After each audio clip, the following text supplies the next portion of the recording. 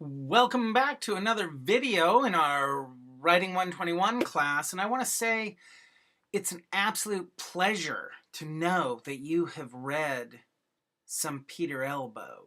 He's kind of like the rock star for writing teachers about writing because he invites students to embrace their writing as a process. He also invites you to bring creativity to academic work. And that's going to make your writing stronger.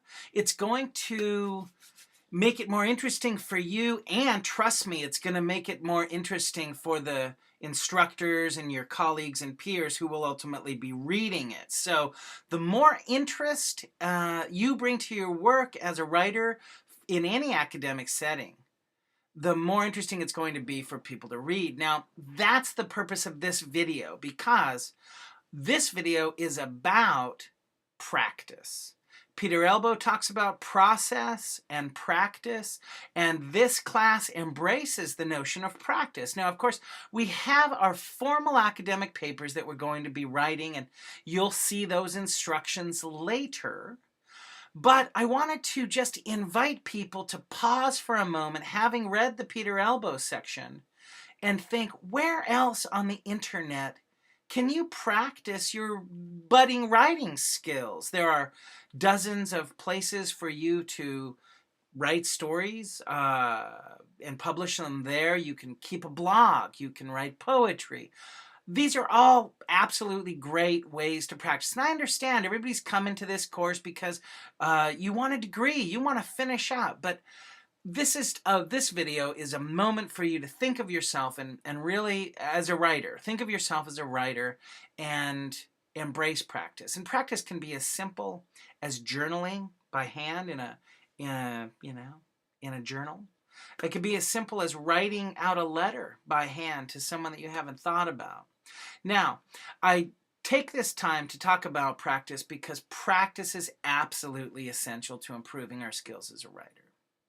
And that's the whole purpose of this video. And I want to explain in this video that one of the ways that we're going to be practicing, besides our formal first draft and final draft of the formal essays, is that later we're going to be writing consumer reviews. And there's a lot of instruction headed your way about consumer reviews. But I wanted to pause in between the Peter Elbow section and the review section, which feels kind of formal. That instruction feels a bit formal, even though it's a less formal form of writing than a true academic paper. We talk about criteria as we write reviews, and it can sound a little daunting.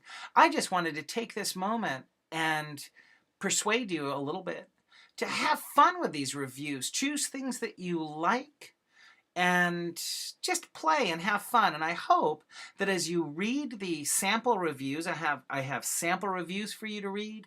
I have very clear instructions about reviews. There's a video about where you're going to go to be posting your reviews. And of course, there's also going to be instruction about how you'll be emailing or submitting your the reviews that you write to your assessment evaluator in the course. I just wanted to pause and let you know that you're going to enjoy that process more if you take into account some of the things that Peter Elbow has said and really engage in your practice in a meaningful kind of way so that you enjoy it, so that it's not just another hoop to jump through, but meaningful writing practice for you. Because when we look at our lives as simply a bunch of hoops that we have to jump through, we can miss the transformative quality that writing can bring to our lives. And that's what Peter Elbow is about. He's really inviting people to encounter themselves. I hope that you'll go back to that book and read more of it. It's a fascinating book. I'm only assigning targeted chapters, but that book is there and you followed the instructions. You know how to get to it. Anyway, I'm going to end this video now and welcome you to the next part of our course, which will invite you to write reviews.